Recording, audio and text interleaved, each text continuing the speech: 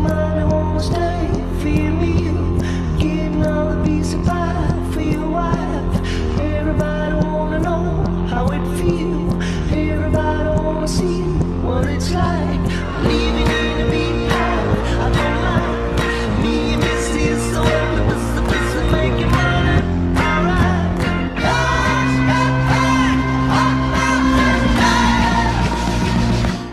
Greenback Boogie. Bonjour à tous et bienvenue dans Legal Club Sandwich, votre rendez-vous juridique, mais pas que, comme vous le savez. Depuis tout ce temps que vous nous suivez, 11 saisons, c'est énorme. Ravi de vous retrouver encore pour tous ces épisodes. Toujours comme d'habitude, c'est une ambiance détendue que nous avons aujourd'hui et un jour, peut-être qu'on vous racontera ce qui se passe en coulisses, mais peut-être qu'on va le garder pour nous. Mais il se passe tellement de choses, Myriam en est témoin, parce que Myriam, tu es notre invitée du jour. Myriam Rack Alambic, fondatrice de Fairplay, pardon, ça commence, je bafouille, Fairplay Clearance. Bonjour. Myriam, bienvenue et re-bienvenue parce que tu fais partie des gens qui reviennent nous voir dans l'émission. Donc merci. Absolument. Bah, j'en suis ravie, merci à vous et bonjour à toutes et tous. Ravie de te retrouver. Et comme vous le savez depuis, évidemment, j'allais dire milliers d'émissions, mais presque pour le coup, je ne suis pas seule puisque je suis accompagnée de mes deux acolytes préférés. J'ai nommé Linda Le Sauvage, la grande prêtresse pardon, de la prise de parole en public, dont c'est l'anniversaire au moment où nous enregistrons cette émission. Je sais, tu n'es pas contente que je le dise, mais bon anniversaire. Et Pierre Landy, le master du leadership. Pierre, déjà, comment vas-tu? Écoute, je vais très bien. Nous célébrons l'anniversaire de l'India aujourd'hui du coup, je me sens insignifiant par rapport à cet événement, mais je vais quand même essayer d'avoir une petite présence pendant cette émission et d'essayer de fêter l'anniversaire de l'India le maximum de fois possible en une émission. Ah Et, non, t'as pas le droit. T'as pas le oh, bah, droit. je vais me gêner. Je vais me gêner. Et tu vas Voilà, nous donc je vais très bien. tu vas nous parler de quoi aujourd'hui pour ta chronique? Oh ben, je suis un petit peu obsessionnel, Audrey, en ce moment. J'en ai parlé au Salon des transformations du droit. J'ai été interviewé par la lettre des juristes d'affaires. Donc, je vais continuer dans Club Sandwich. Je vais parler de cette hérésie du rapport, de la reporting line des juristes aux directeurs financiers et comment on peut faire ce qu'il faut faire pour s'en sortir. Voilà. Hâte d'écouter ça pour le coup. Et Lindia, en cette journée bien particulière, comment vas-tu? Bah, écoute, ça va, ça va. La journée commence plutôt bien. Je suis avec vous dans une bonne ambiance. Pierre boit déjà du champagne. Je n'ose pas dire à nos auditeurs quelle heure il est, mais on ne dira rien. On garde nos secrets, comme tu disais, Audrey. Et ravie de retrouver Myriam aussi, notre fidèle invitée. Et tu vas nous parler de quoi aujourd'hui dans l'émission? Alors, aujourd'hui, je poursuis ma petite série sur les neurosciences parce que, comme vous le savez, les neurosciences nous amènent énormément d'informations sur le sujet qui m'importe, de la communication orale et la prise de parole. Et on va voir aujourd'hui pourquoi notre cerveau a peur, de parler en public et comment on peut l'apaiser grâce, à tout ce que les neurosciences nous ont, dévoilé. Génial, hâte d'écouter ça aussi. Merci Lindia. Alors, on revient à toi, Myriam. Est-ce que tu as déjà un message à faire passer aujourd'hui à nos auditeurs? Alors, outre le fait que j'aurais adoré entendre ce point sur les neurosciences pour que j'ai moins peur de participer, même si je suis très à l'aise, très contente et que évidemment c'est tout comme toujours extrêmement détendu, le message qui me tenait à cœur et que je voulais faire passer aujourd'hui, c'est le fait qu'un métier juridique peut être créatif et se voir à l'image, en l'occurrence dans des films et des séries. Génial. Et tu vas avoir plein d'anecdotes pour nous, tu sais qu'on adore ça dans l'émission. Est-ce que justement tu peux te représenter à nos auditeurs, ceux qui n'auraient pas eu l'opportunité de t'écouter la première fois, mais justement après l'écoute de cet épisode-là, vous allez retourner au précédent tout de suite. Donc, Pour binger l'épisode précédent.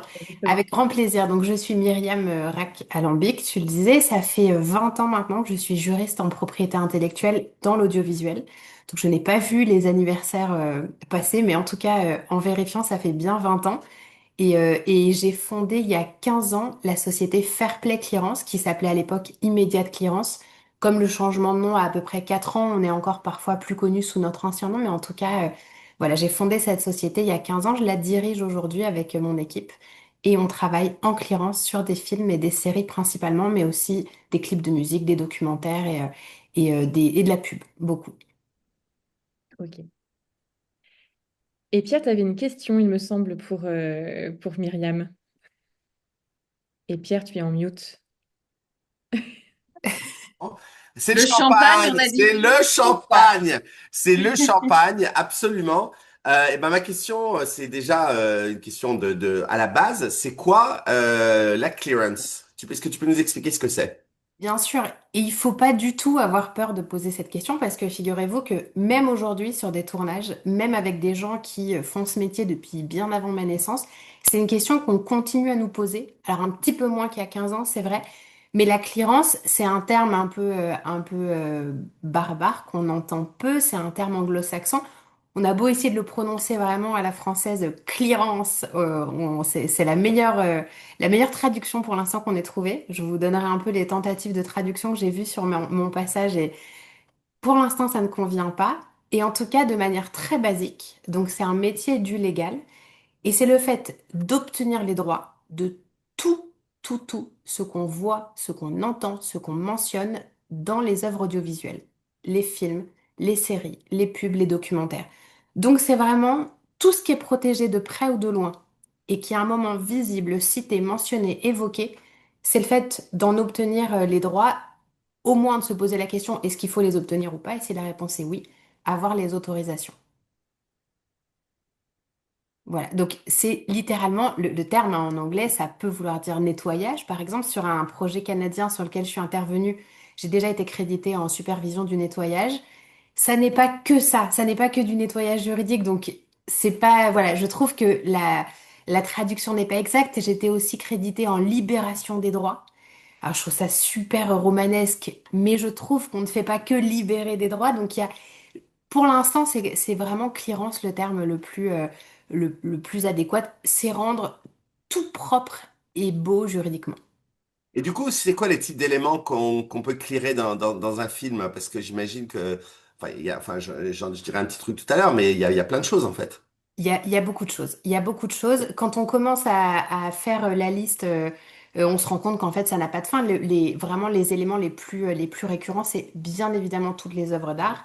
Donc, peinture, sculpture, photo, tableau, dessin, tout ce qui va être dans les décors de manière assez pure. Quand je dis pure, c'est en tout cas ces œuvres d'art qui sautent aux yeux, mais ça va être aussi se poser des questions sur l'ensemble des bâtiments, notamment les bâtiments relativement modernes, sur le mobilier design. Quand il y a un designer derrière une table, une chaise, le mobilier d'un grand restaurant, se poser ces questions-là. Ça va être aussi tout le street art, tag et graffiti confondus. On va se poser des questions sur vraiment l'ensemble des accessoires. Donc on est sur une chambre d'adolescent, ça va être la BD ou le livre posé sur la table de chevet, ça va être le poster d'un joueur de football. Enfin vraiment voilà, tous les magazines, les journaux, les livres, les interfaces parfois des réseaux sociaux. On parle aussi beaucoup d'images d'archives et d'extraits audiovisuels quand il y a un extrait de match de foot, un dessin animé dans une télé, un JT. Ça peut être tous ces éléments. Et puis effectivement, les données personnelles, donc les noms des personnages, les numéros de téléphone, voilà, plein de choses. J'en oublie encore sûrement, mais en tout cas, costumes aussi beaucoup. On se pose des questions sur les marques, sur les déguisements. Quand il y a une soirée déguisée, tout à coup, soirée étudiante déguisée, on a un Batman, un Spider-Man, un Charlie Chaplin. Enfin, tout ça, ça soulève des questions.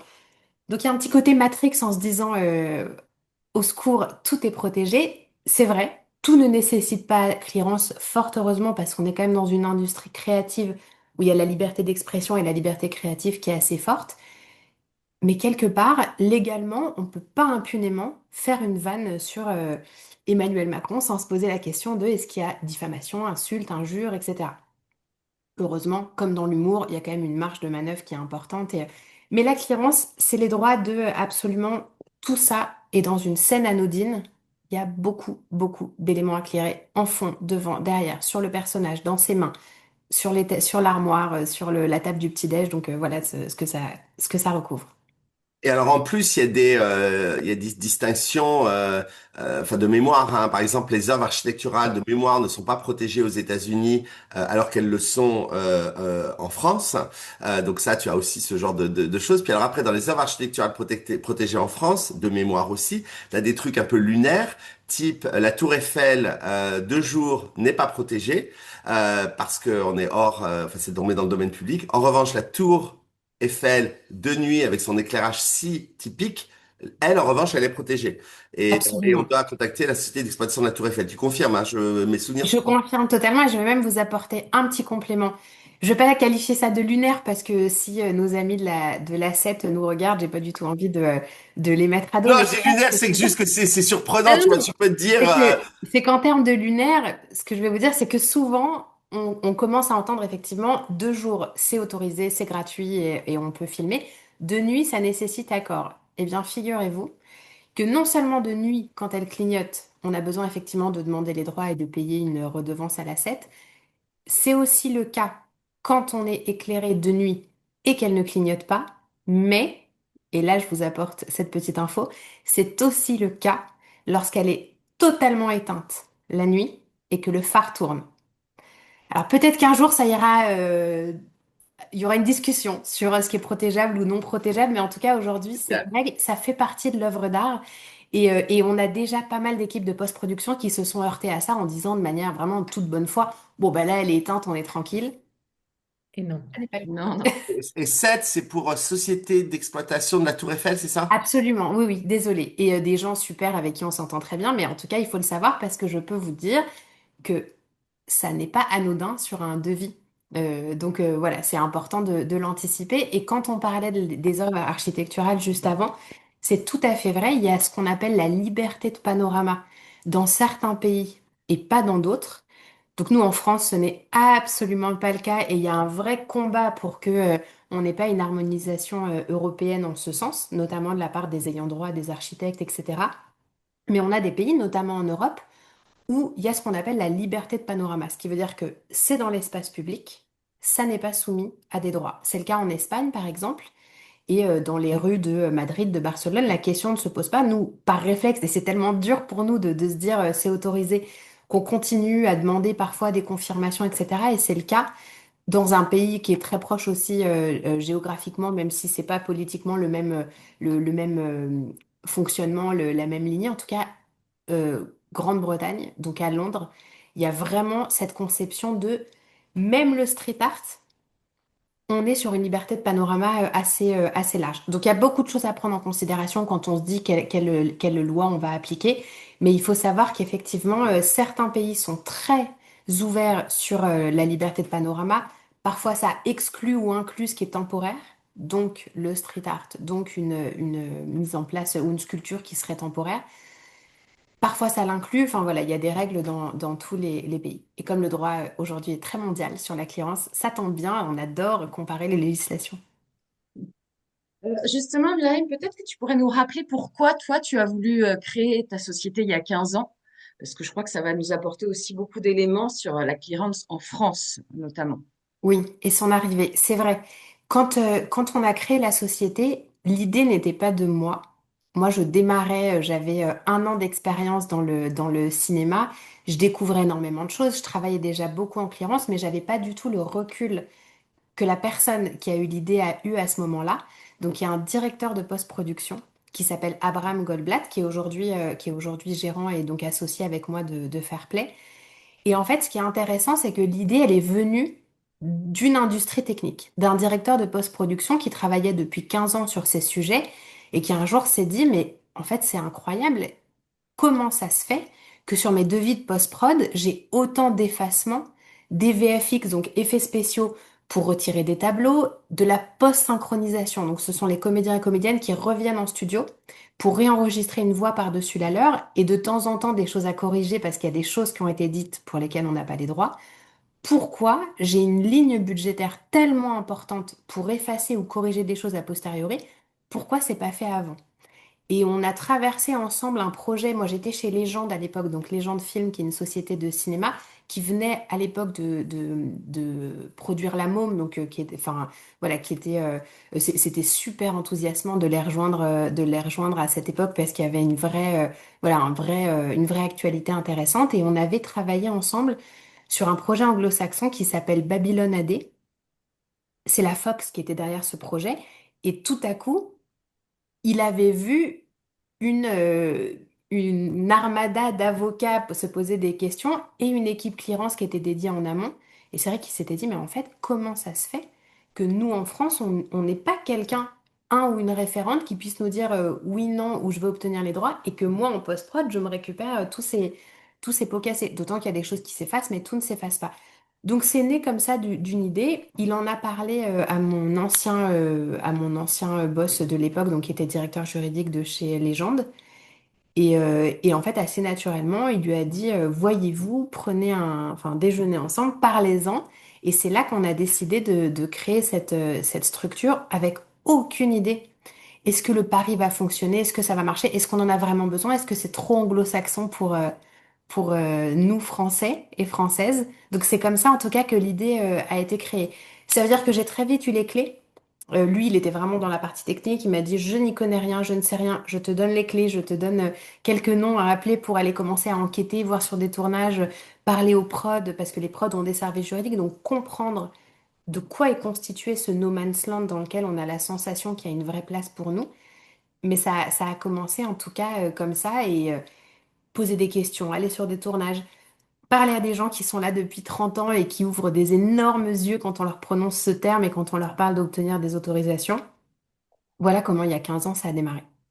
Et alors, ce Et que je alors, trouve Ah, pardon, vas-y, India, je commenterai. faut, faut bien comprendre aussi que donc tu ne travailles pas que sur les projets français, évidemment, tu travailles sur tous les projets, mais pour le droit français, pour les images liées à la France, aux monuments, est ce que tu disais tout à l'heure, c'est ça? On travaille même sur des tournages partout dans le monde. Ça veut dire que moi, j'ai déjà obtenu des droits sur des bâtiments à Hong Kong, par exemple. On Ah travaille oui, sur des tournages. Souvent, c'est vrai qu'il y a un lien avec la France, mais ça peut être aussi des équipes qui me recontactent suite à un projet français, par exemple, qui s'est tourné aux États-Unis, ou inversement, un projet américain qui est venu se tourner chez nous. Et puis, sur les projets suivants, on est sur vraiment, on a travaillé sur des projets en Afrique du Sud, aux États-Unis, en Amérique du Sud, en Asie. Enfin, on est vraiment sur des projets français principalement, mais aussi européens et internationaux. d'accord. Et alors, ce que je trouve extraordinaire dans ce que tu dis, c'est que donc moi, de 96 à 99, au siècle dernier, je travaillais pour Disney Character Voices, qui est donc la société de doublage des productions Disney. Et parmi toutes les choses que j'avais à faire, c'était d'une part évidemment négocier avec ce qu'on appelle les star talent, les stars qui vont faire des voix, type Francis Lalanne dans Le Bossu de Notre-Dame pour le rôle de Quasimodo, etc. Enfin voilà. Et pour ce qu'on appelait les uncredited vocals, c'est-à-dire les chansons de générique de fin où on avait des chansons et on faisait appel à des stars françaises, voilà, des chanteurs français. Ça, c'était une partie de mon travail. Mais l'autre partie de mon travail, et c'est là où je trouve ça fou ce que tu racontes, c'était à chaque sortie de nouveaux DVD enfin, je sais plus si c'était des DVD ou des cassettes vidéo à l'époque. Je crois que c'était des DVD déjà. J'ai honte. En tout cas, je devais reprendre toutes les archives pour voir dans celles avec les DVD, justement parce que c'était suffisamment nouveau, pour vérifier si on avait les droits sur les voix à l'origine. Donc, quand on Oui. ressort Blanche-Neige en DVD, Blanche-Neige a été enregistrée, et notamment c'était quelqu'un qui s'appelait Lucie Delaine, en 1937. Il y a donc à moi de trouver les contrats de cession de droits et de voir ce que ça couvrait ou ce que ça ne couvrait pas. Donc, tu imagines bien qu'en 1937, le DVD, on était très très loin. Et donc de faire un assessment, je faisais des risk assessment entre en gros OK et on espère que ça passe à ça passe crème parce qu'on a un contrat ou carrément on n'a rien et là la recommandation c'était réenregistrer. Carrément réenregistrer et c'est comme ça que tu te retrouves avec des gens qui ont hurlé, les fans de Disney, parce que par exemple la petite sirène a été réenregistrée. Alors parfois on reprenait la même voix, type Micheline Dax, la Ursula, mais voilà, tu te retrouvais avec des situations où tu devais carrément réenregistrer. Ça coûtait moins cher que d'essayer de renégocier ou de retrouver tout le monde à l'époque. Donc, tu vois, c'est vraiment un boulot de clearances sur les Oui, voies. c'est vrai. Et pareil, en 92, j'étais à Disney et je faisais les clearances pour les attractions Indiana Jones qui n'appartenaient pas à Disney à l'époque, Ninja Turtles, etc. Donc, en fait, c'est un métier qui, dans les boîtes anglo-saxonnes, dès 92, moi, j'étais rights clearances. Donc, je trouve ça fou que tu me parles d'il y a 15 ans. Donc, on est en train de parler de 2010. Donc, presque 20 ans plus tard que ce métier est né en France. C'est incroyable, je trouve. Exactement. Et c'est vrai qu'à l'époque, pour le coup, quand nous, on avait l'impression, je dis nous, bon, c'est vrai que j'étais toute seule à l'époque, mais en tout cas, quand j'avais l'impression de devoir tout construire, tout créer et de devoir expliquer à des gens de quoi il s'agissait, quand j'ai découvert sur mon premier projet américain que j'avais des homologues, c'est-à-dire que c'était un métier qui existe, j'avais un peu la sensation de retrouver, comme quand on retrouve les congénères dans l'âge de glace, quand tout à coup on se dit, ah, mais il y a des gens qui font ce métier. Et effectivement, aux États-Unis, ça a depuis des années, mais enfin bien avant qu'on arrive, été un métier dans les studios. C'est-à-dire que chez Universal, chez Sony Pictures, au sein de la Fox, il y a le département marketing, le département développement, la finance, le département clearance, qui est pas toujours le département légal et qui est souvent même détaché, mais en tout cas, c'est un métier qui existe. Aujourd'hui, évidemment, les choses ont changé parce que la prod, la chaîne de fabrication, de production a changé, mais vraiment à l'époque, il y a 15 ans, c'était une nouveauté totale et il fallait effectivement faire aussi preuve de pédagogie pour expliquer à des gens, mais enfin, je le disais tout à l'heure, qui font ce métier depuis avant ma naissance, pourquoi est-ce qu'il faut faire attention, pourquoi les choses sont en train de changer et quels sont les enjeux qui sont liés à justement à cette obtention des droits. C'est intéressant cette question des voix parce que c'est nous, bon, comme je travaille pas en musique, j'ai des personnes, des sociétés super qui gèrent la supervision musicale et qui gèrent la clearance musicale. Cette question des voix, elle se pose souvent. Et quand en intro, je disais que le droit peut se voir ou s'entendre du coup à l'image, c'est dans le positif comme dans le négatif quelque part. C'est que oui, effectivement, il faut réenregistrer et on a une horde de fans dans l'incompréhension, mais tout est légal. Et on parlait il y a quelques mois, pendant le Legal Corner, il y avait une table ronde, une conférence. Donc c'est un festival sur des sujets de droit audiovisuel. On parlait des biopics. Et il y avait un sujet passionnant sur le biopic, qui n'est pas un biopic en réalité, mais Aline, qui reprend la vie de Céline Dion, en expliquant comment est-ce qu'un refus ou une absence d'autorisation d'utiliser les vrais enregistrements de Céline Dion avait poussé la réalisatrice Valérie Lemercier à faire appel à donc une sosie vocale, et comment d'une catastrophe sur le coup où tout le monde se dit mais en fait le film tel que je l'ai pensé ne pourra pas exister, comment tout à coup c'est devenu beaucoup plus une tonalité très drôle, voire très parodique. Comment est-ce qu'elle a euh, enfin, dirigé comme une metteuse en scène cette sosie vocale comme si elle était une comédienne. Et ils expliquaient effectivement, les avocats et directrices juridiques qui ont encadré le projet, comment d'une contrainte juridique, on avait pu tout à coup donner une autre couleur et une autre direction à un film. Donc c'est aussi dans ce sens-là que je trouve, et ça illustre parfaitement l'entête, que les métiers juridiques, en réalité, bah, ils peuvent se voir, alors dans très peu de cas, dans un côté qui est sur le coup un peu décevant, mais dans l'immense majorité des cas, en apportant aussi quelque chose et des solutions qui se voient et qui s'entendent directement. Merci Myriam. Alors pour tous ces anecdotes, ces cas très concrets, on adore ce que c'est, on aime ça dans l'émission. Puis en plus de ça, les films, le cinéma, ça parle à beaucoup d'entre nous. Et je te propose en transition de passer à la chronique de Pierre pendant quelques minutes, qui va nous parler d'un sujet qui lui tient, comme vous allez le voir, particulièrement à cœur. We do.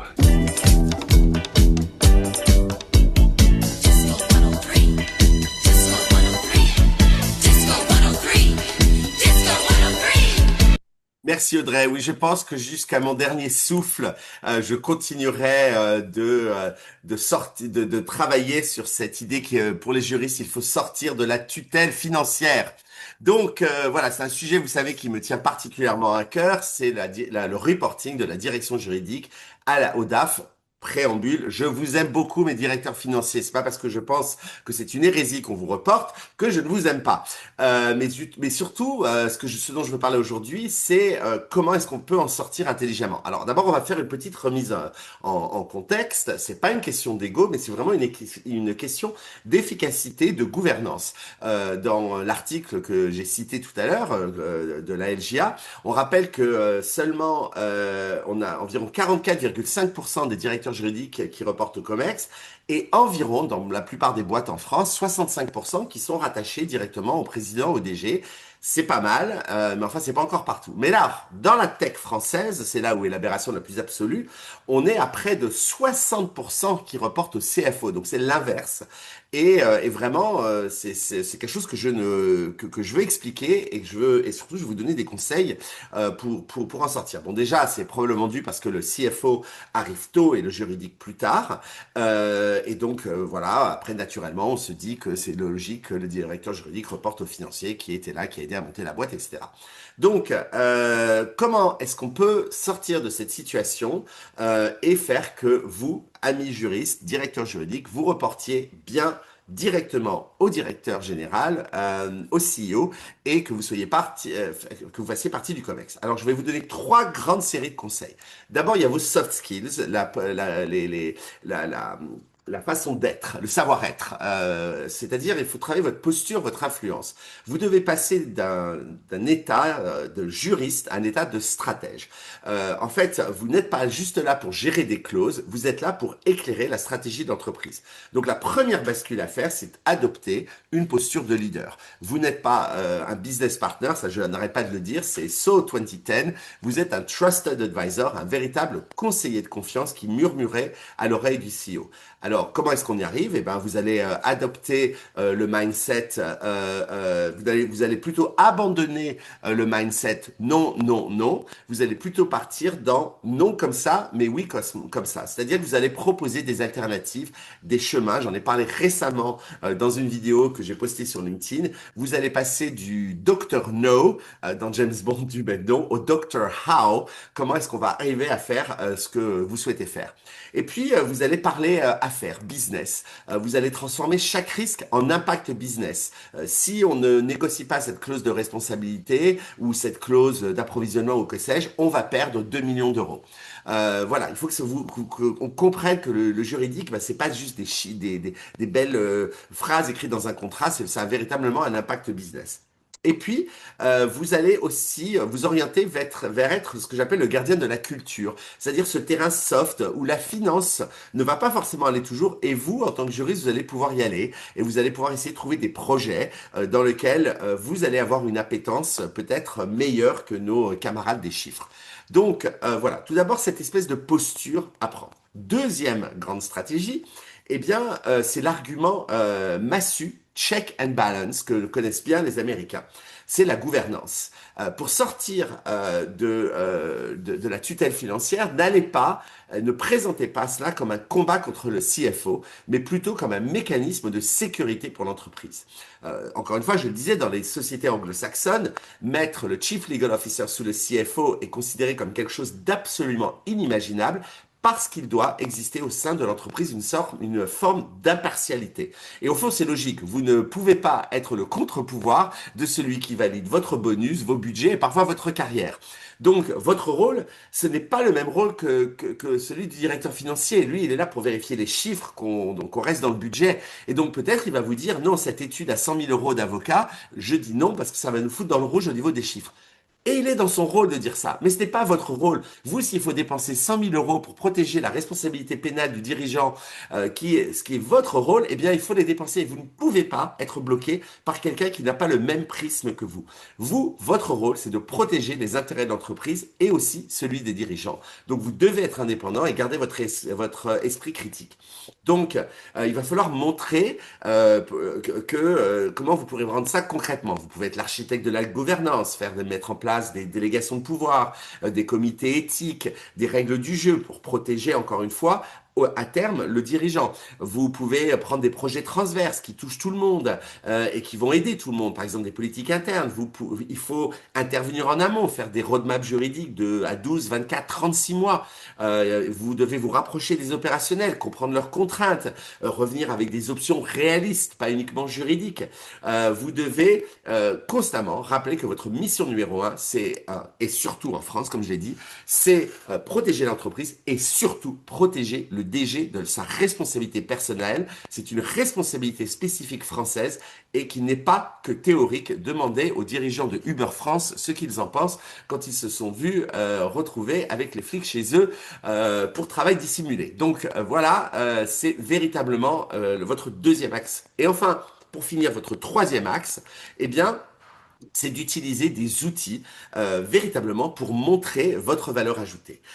Si vous voulez être, et là c'est mon côté comédie musicale, être dans la pièce où ça se décide, The Room Where It Happens, pour ceux qui ont vu Hamilton, si vous n'avez pas vu, je vous recommande, c'est d'ailleurs sur Disney+, fin de la parenthèse et de la publicité, vous devez être capable de montrer votre valeur, pas seulement de la raconter. Donc, moi j'ai une phrase que j'adore, c'est une personne sans données, juste une personne qui a une opinion.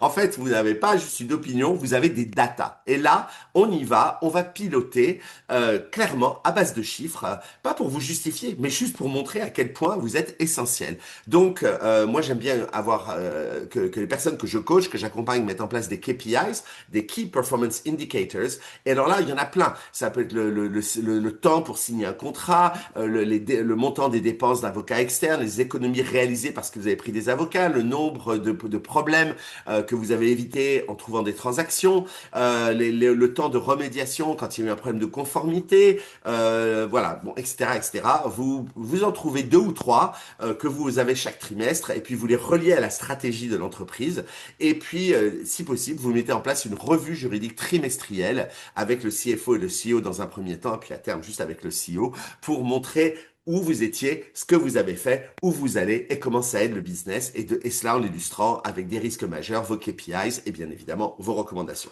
Donc, pour résumer, trois angles, la posture, devenez un stratège et un conseiller de confiance, la gouvernance, imposez votre indépendance par les check and balance et enfin la performance par les data, OKRs, KPIs, vos règles voilà, de pilotage. Donc, votre trajectoire, elle se construit. Changer ce reporting, c'est pas quelque chose qu'on demande et qu'on exige, mais ça doit être quelque chose qui devient pour tout le monde une évidence. Merci Pierre pour cette chronique passionnée de presque 10 minutes. Je crois que tu as eu ton record aujourd'hui. C'est Bravo. faux, c'est faux. Je m'inscris en faux. Je reviens très vite à toi, Myriam, parce qu'on a encore plein de questions, mais l'heure tourne et on a encore vraiment plein de choses plein de choses à savoir sur ton quotidien. Moi, j'aimerais te poser une petite question parce qu'on a fait un petit flashback avant justement la chronique merveilleuse de Pierre, pour le coup, qui était vraiment merveilleuse. Mais quand c'est un sujet comme ça qui te passionne, on a du mal à t'arrêter, donc on le sait. Donc rassure-toi, on te taquine, mais quand même, bravo pour ce record. En tout cas, retour à toi, Myriam. On a fait un petit flashback tout à l'heure d'il y a 15 ans et on va rester un tout petit peu sur justement il y a 15 ans. Comment est-ce que les choses ont évolué depuis que tu as commencé justement à rejoindre ce domaine de la clearance et jusqu'à aujourd'hui? Je vais faire court parce que j'ai le même problème. D'ailleurs, j'allais dire quand je suis passionnée, je parle beaucoup, mais je me demande si même sans être passionnée, je parle pas beaucoup. Donc je vais essayer d'être hyper droite au but. Ça, vraiment, le jour et la nuit, on a vu à peu près par tranche de 5 ans les choses changer. Aujourd'hui, il y a vraiment une systématisation, c'est devenu systématique. En tout cas, c'est beaucoup, beaucoup plus systématique. Il y a une internationalisation de la prod, de la distrib, de la diffusion qui est beaucoup plus importante et notamment qui est liée aux plateformes et à la diffusion sur des plateformes. C'est vrai qu'avant, sur un projet franco-français, l'espoir ou la chance d'être diffusé partout dans le monde était quand même beaucoup moins importante parce qu'il fallait effectivement un achat international, etc. Aujourd'hui, le simple fait d'avoir la chance d'avoir une diffusion plateforme rend la diffusion internationale. Donc c'est vrai qu'on a d'un côté des exigences qui sont beaucoup plus importantes parce qu'il faut que le film ou la série soit sortable, entre guillemets, et clear juridiquement partout dans le monde. Mais il y a aussi le fait que les revendications sont beaucoup plus faciles.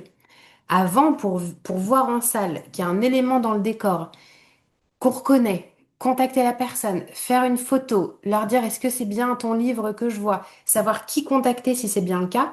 Moi, je sais qu'à l'époque, quand on a commencé, on m'avait dit, tu verras, le plus angoissant, c'est la diffusion télé. Parce que tout à coup, en salle, souvent, il y a des gens qui le voient, mais ça passe hyper vite. Quand tout à coup, il y a la diffusion TF1, là, c'est dans tous les foyers, chez tous les gens, et c'est là que le risque arrive. Aujourd'hui, c'est tellement facile sur une plateforme de faire une capture d'écran, de prendre avec son téléphone une photo, d'envoyer sur WhatsApp à son copain qui tient une librairie pour dire mais dis donc c'est pas la photo qui est dans ta librairie depuis un an, d'envoyer à l'auteur ou à l'autrice un message. Voilà, tout est beaucoup plus facile. C'est plus facile de contacter les uns et les autres quand on s'en est aperçu. Donc on a quand même une certaine escalade. Et puis comme toujours, le fait de faire attention, ça met quand même la puce à l'oreille. Le fait de mettre la puce à l'oreille, ça fait que les gens revendiquent des choses. Nous, notre rôle aussi, c'est aussi de calmer le jeu. C'est également de calmer le jeu, c'est de se dire, il y a quand même des règles, il y a des lois. Oui, ça donne envie. Il y a un petit côté, comme à l'époque, quand on entendait qu'il y avait des gens qui gagnaient des millions de dollars parce qu'ils avaient attaqué une marque de micro-ondes, parce qu'ils savaient pas qu'ils pouvaient se brûler avec leur café. Il y a un peu un truc, ouh là là, il y a quelque chose que Netflix a mal fait, ça sent le jackpot. Notre rôle, c'est aussi de dire, non, non, non, alors pas du tout. La couleur de cette moquette ne ressemble pas à la peinture que vous avez faite dans les années 80. Je vous cite un exemple qui a existé et une revendication qu'on a eue très sérieusement. Donc on a aussi le rôle de dire restons raisonnables 5 minutes. L'industrie du cinéma et des séries doit continuer à exister. Mais ça n'a plus rien à voir avec à l'époque, voire peut-être un peu trop. Est-ce qu'on est dans une bulle spéculative légale? C'est possible que à un moment les choses redescendent un peu. On a tendance, quand on a des mauvaises expériences un peu traumatisantes, notamment côté américain, à avoir des exigences au-dessus de la loi. C'est peut-être un peu dommage de se dire on fait plus, comme ça on est tranquille. Donc on a une manière, nous, un peu à la française, à l'européenne de faire et on essaye de faire à la fois bien et à la fois à notre manière. Alors Myriam, justement, à quel moment les équipes, elles font appel à toi, enfin à ton équipe? Il y a 3 grands moments pendant lesquels on peut intervenir. Globalement, plus tôt c'est, mieux c'est. Mais c'est pas toujours le cas et ça fonctionne très bien comme ça. Les 3 moments pendant lesquels on peut intervenir, c'est d'abord au moment du script, donc développement ou toute fin de développement. Dès qu'il y a un scénario qui est prêt, on est capable de commencer notre mission sur la détection du scénario. On a une deuxième étape qui est l'étape du tournage. Donc j'inclus ce qu'on appelle la prépa. Ce sont des semaines de préparation du tournage et c'est des semaines pendant lesquelles les équipes vont tout acheter, récupérer, monter les décors, repeindre les appartements qu'ils ont loués, etc. Donc prépa tournage. Là, c'est une deuxième étape qui vient bien après et sur laquelle on intervient aussi. Et il y a une troisième phase qui est la phase de post-production à partir du moment où un premier montage sort des machines. Là, on a toujours une course contre la montre à essayer de récupérer les montages assez tôt. Il faut trouver le bon équilibre entre le montage est déjà un peu éloigné de ce qu'on appelle l'ours. Donc l'ours qui est le bout à bout des rushs qui dure à peu près 2h30 pour un film de 90 minutes. Là, c'est clairement trop tôt parce qu'il y a beaucoup de choses qui ne seront pas au projet final. Et en même temps, comme il y a pas mal d'obligations de à qui on doit montrer en premier un premier montage, voilà, on essaye de se positionner assez tôt pour pouvoir encore avoir des filets de sécurité si on voit des choses catastrophiques et suffisamment tard pour pas qu'on travaille sur une moitié de film qui sera plus au montage final. Ces 3 moments, script, tournage et post-prod, donc montage, c'est des moments pendant lesquels on n'a pas du tout, du tout, du tout les mêmes missions. Ça a vraiment strictement rien à voir. Il peut y avoir des petites, voilà, des petites absences d'étanchéité quand on a des petites choses a posteriori à faire sur... donc, de temps en temps, ça se mélange, mais globalement, tout ce qui est au script, c'est une étape, déjà, il va y avoir plein d'indications, mais ça n'a rien à voir avec le moment où les équipes travaillent effectivement sur le projet. Parfois, dans le scénario, vous aurez écrit, on découvre son appartement, meublé avec goût. Voilà, ça c'est une phrase qu'on peut avoir. Ou rempli de pièces ou de mobilier design. Ça, c'est ce qu'on peut avoir dans le script. Pour le coup, quand les équipes sont sur le terrain, sont en place, on va avoir un coup de téléphone d'un studio, de chez un éditeur, de chez un showroom de designer. Voilà la liste de ce qu'on veut louer. On va avoir quelqu'un qui dit on vient de repérer un bar dans Paris, c'est exactement ce qu'il nous faut. On a vraiment l'agencement parfait. Attention, j'ai l'impression que le bar a été fait par un architecte. Enfin, ça peut être ce type de choses. Et alors, montage et post-prod, là, c'est la course contre la montre absolue. C'est pas qu'on se détend au niveau délai en tournage, hein, parce que voilà, on peut avoir des demandes le matin qui tournent à 14 heures, mais en tout cas, en post-prod, c'est vraiment, on regarde, mais avec des yeux de psychopathe, tous les détails de tout ce qu'on voit partout, tout le temps, en petit, en flou, en gros, en combien de temps. On vérifie tout ce qui correspond à ce qu'on a clairé dans les étapes précédentes et surtout, on regarde ce qu'on appelle nous les drapeaux rouges parce qu'il y en a toujours et c'est tout à fait normal. Il peut pas y avoir 200 personnes qui gravitent autour d'une caméra pendant plusieurs mois de prépa et de tournage sans qu'il y ait un moment, un petit quelque chose qui est passé entre les mailles du filet. Donc c'est aussi le moment où on va pouvoir se dire, voilà, on rattrape, qu'est-ce qu'on fait? Quelles sont les solutions à l'image qu'on peut avoir? Est-ce qu'on les connaît? Est-ce qu'on les connaît pas? On affine le budget. Donc c'est vraiment 3 moments très différents. Et ça arrive qu'on soit, enfin juste, moi j'ai dit que je parlerai pas beaucoup, vous avez vu le succès, mais en tout cas ça arrive qu'on soit que sur un moment et pas les autres. Soit on nous a jamais appelés parce que c'était pas du tout un projet, soit budgétairement qui pouvait se le permettre, soit qui était pas du tout voué à une diffusion internationale, par exemple. Tout à coup, nouvelle extraordinaire, coup de projecteur, sélection dans un festival. Je pense à Cannes, par exemple, qui va inscrire un projet dans sa sélection. Là, tout à coup, la prod se dit, aïe, aïe, aïe, allons faire quand même un visionnage pour voir s'il y a des choses qu'on a laissé passer, qu'on doit régulariser. Ça peut être aussi des services juridiques qui disent, bah, nous, le script, on est 100% capable de voir déjà ce qui est dedans, ce qui pose un sujet ou pas.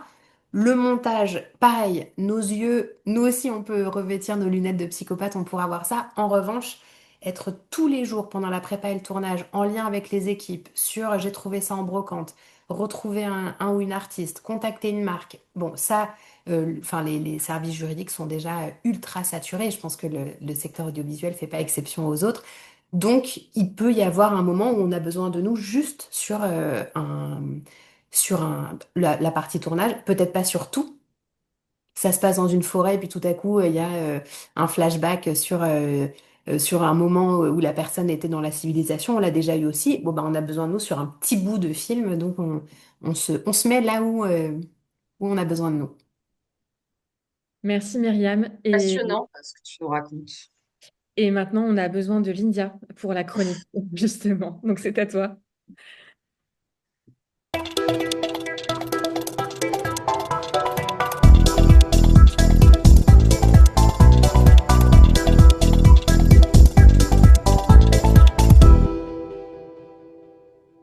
Pourquoi notre cerveau a peur de parler en public et comment l'apaiser?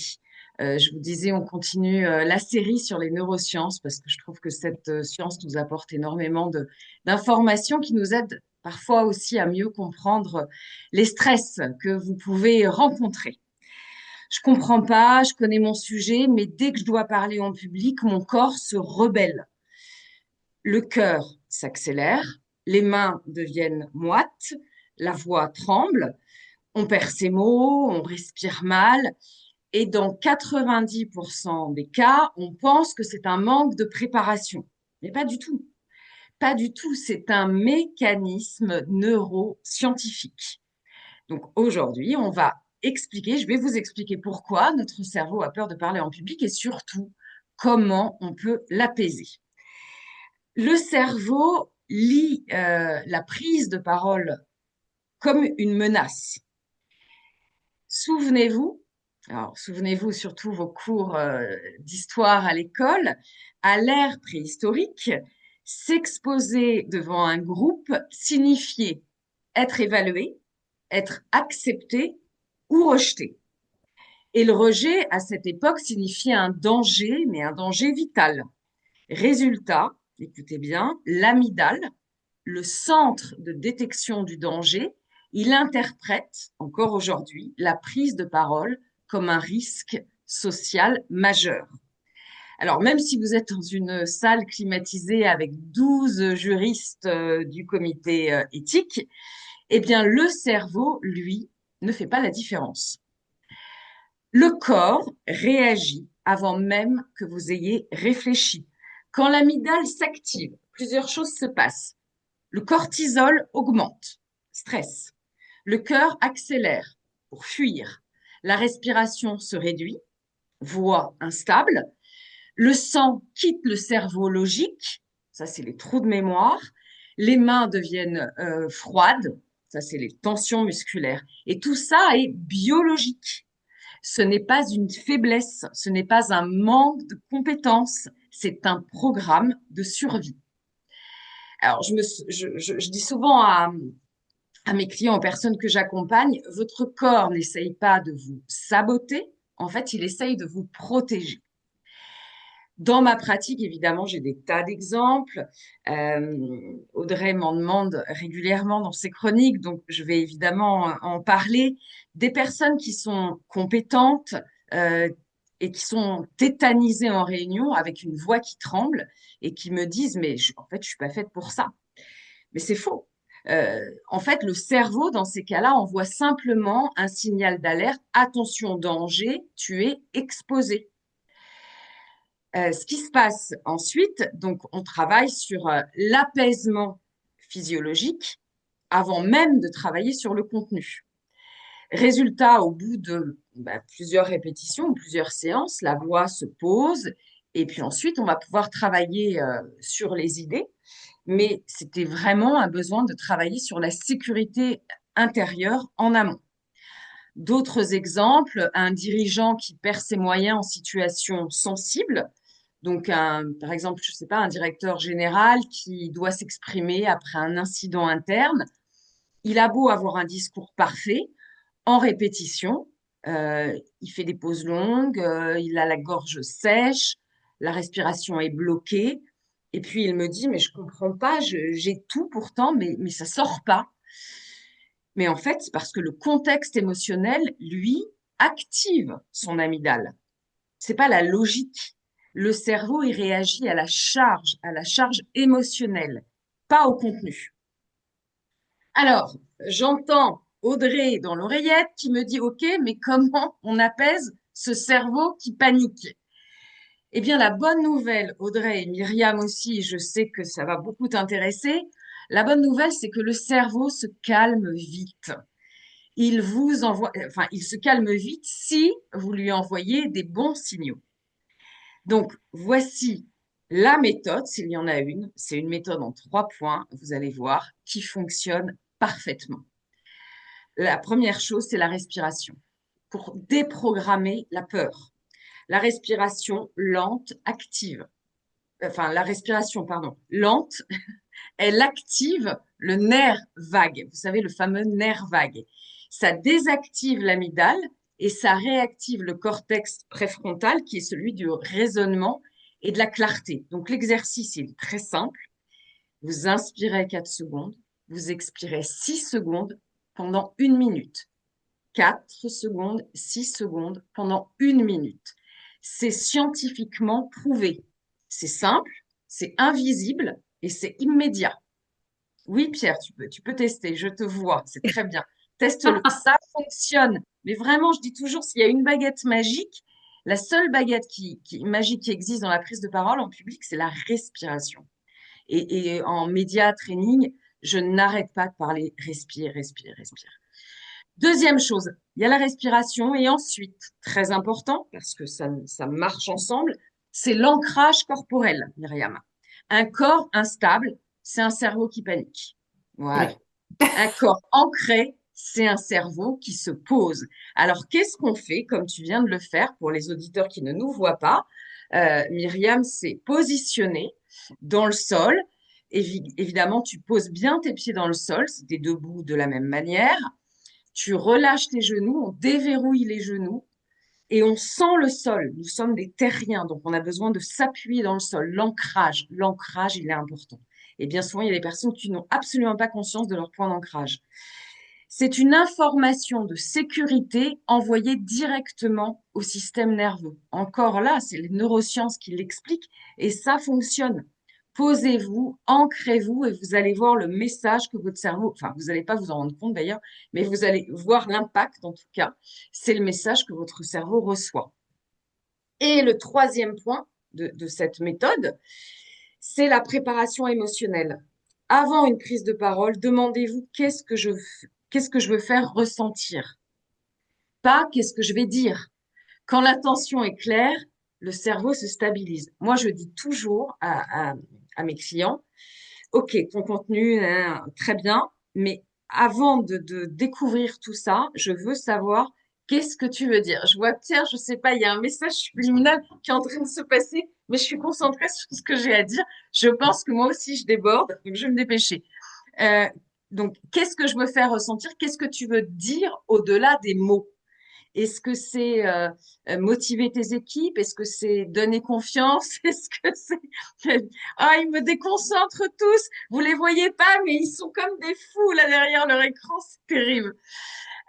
Donc, quand l'intention est claire, le cerveau se stabilise, il sort de la menace, il entre dans sa mission. Les neurosciences le disent, le trac n'est pas un problème, c'est un signal. Un signal qui dit tu tiens à ce que tu fais, ton cerveau veut te protéger, apprends-lui à te faire confiance. C'est ça la clé. La conclusion, on y arrive, apprivoiser son cerveau, c'est apprivoiser sa parole. Quand on comprend ce qui se passe dans notre cerveau, la prise de parole, elle cesse d'être un moment de danger pour devenir un moment de maîtrise intérieure. Nous ne sommes pas faits pour ne pas avoir peur, nous sommes faits pour apprendre à danser avec. Oh, j'adore. Bravo. C'était très beau. Je sais pas, j'ai mis mon téléphone devant moi. Je sais pas si vous voyez, pour nos auditeurs qui ne voient pas, ça, il y a écrit 8 minutes, 25, 44. Mais C'est tu tout. vois, Là, je dis j'ai pas, rien. j'ai pas réussi, j'ai pas réussi à te dépasser, Pierre. Toi, Je t'étais dis à rien. 9,42. Hashtag hôpital qui se fout de la charité, chers auditeurs. C'est C'est mon tout. anniversaire, je fais ce que je veux. Je Allez, suis, je on suis se, un martyr. on se recentre, Pierre et Lindia, pour le coup, parce qu'on a encore une petite question ou deux à te poser, Myriam, pour le coup. Est-ce que, Pierre, tu Oui, as... oui, j'en ai une. Désolé, Myriam, on se chamaille, c'est la fin de l'année. Ça me permet de Euh, m'ancrer, c'est bien. Voilà, exactement. ancre-toi, Ancre-toi. Mireille. Et donc, moi, je Respire. respire pour te poser. En fait, je suis sûr que tu as des anecdotes hyper croustillantes à nous raconter. Donc, est-ce que tu en as une ou deux dont tu te souviens et que tu veux nous partager? On en a plein au quotidien et ça, c'est vraiment ce qui fait le sel de ce métier. Je crois que mes anecdotes préférées, c'est vraiment nos enquêtes et nos quêtes désespérées. Ça veut dire quand on a tout à coup un tableau avec une signature qu'on a mis du temps à déchiffrer, on trouve plein de gens qui s'appellent comme ça, on se dit on ne va jamais réussir à avoir cette autorisation. Et puis, on trouve un petit monsieur très âgé qui habite dans un petit village du sud de la France, qui fait des tableaux qui ressemblent beaucoup, qui faisait à peu près cette signature à l'époque. On appelle, bon, on trouve malheureusement, comme c'est très très ancien, un avis de décès, mais on appelle la mairie pour savoir si, par hasard, quelqu'un se souvient de quelque chose. Et puis, la personne à l'accueil dit qu'elle va demander à Chantal, à la compta, parce qu'elle est là depuis 40 ans. Et puis, il y a Chantal qui dit, oh là là, ce pauvre petit monsieur, c'était tellement triste à la fin, son fils qui était toujours, ah, ayant droit, il a un fils. Bim, on a une information importante. Je crois qu'il est reparti vivre. Il était enseignant à l'université de Tenerife. Bim, on se dit, est-ce que vraiment on est en train de faire ça? On va appeler l'université de Tenerife. On pose la question. Il est reparti vivre à Madrid. Bon, voilà, de temps en temps. Mais alors, quand on a cette personne au bout du fil et qu'on a un accord, parce que quand on a fait tout ça et qu'on a un refus, c'est quand même la chose la plus triste au monde. Mais quand tout à coup, c'est qu'est-ce que ça me touche? Je ne savais même pas que mon père avait peint ce tableau. Où vous l'avez trouvé? Comment ça se fait que tel réalisateur ou réalisatrice a pensé à ça? Il y a des très belles histoires. Des gens qu'on retrouve, des gens parfois où on se dit mais on ne peut pas retrouver ces personnes. On a eu un coup de pouce un jour de Jamel Debbouze. Alors en fait c'est des exemples un peu anciens que j'ai parce que comme j'ai la chance d'avoir une équipe maintenant, je suis moins dans l'opérationnel, mais à l'époque je faisais tout toute seule. Et je me souviens sur le film La Marche où on parlait de la marche des années 80 avec Jamel Debbouze dans le personnage principal. Où tout à coup on a des images d'archives de manifestations. Certaines étaient utilisées pour être recréées. Certaines de foules immenses étaient utilisées juste pour mettre un petit peu de foule immense, un petit peu de plan, etc. Et tout à coup, le réal craque totalement sur un gros plan d'une jeune femme qui hurle. Vraiment, ça vient du cœur, ça vient des tripes. C'est une jeune femme qui doit avoir certainement pas encore 20 ans. Et donc, on lui explique, alors attention, parce que là, cette jeune femme, elle existait à l'époque, on ne sait pas aujourd'hui ce qu'elle est devenue. Est-ce que dans sa vie personnelle, professionnelle, est-ce qu'elle a une vie politique? Est-ce que ça peut lui porter préjudice? Et puis de toute façon, au titre du droit à l'image, il y a des choses qu'on ne peut pas faire. Et il y avait un peu ce côté énorme déception. Mais je l'avoue, elle raconte une rage que je peux pas recréer avec une figurante. Et en fait, il y a une chasse à l'homme, donc une chasse à la femme qui s'est faite avec, on est dans une manifestation, on est à Marseille. On voit des panneaux de telle association autour. On va contacter cette association. Il y a Jamel Debbouze qui avait fait un relais sur Facebook à l'époque pour rechercher cette personne. Et en fait, tout à coup, il y a quelqu'un qui dit, mais on dirait ma tante. Je vais pas dire à combien d'années parce que ça paraît être il y a pas si longtemps. Et tout à coup, la personne qui envoie un message, non mais c'est incroyable de retrouver, et donc un accord au titre du droit à l'image qui est trouvé. Moi, j'adore ces quêtes qui ont l'air perdues d'avance, qui sont c'est vrai, tout sauf juridique, mais où là, l'humain se crée et où on retrouve des gens. C'est une chose que j'adore. Et deuxième, si j'ai le temps vraiment, je parle hyper vite. Deuxième point que je voudrais souligner, je crois que les souvenirs les plus marquants se passent sur des tournages.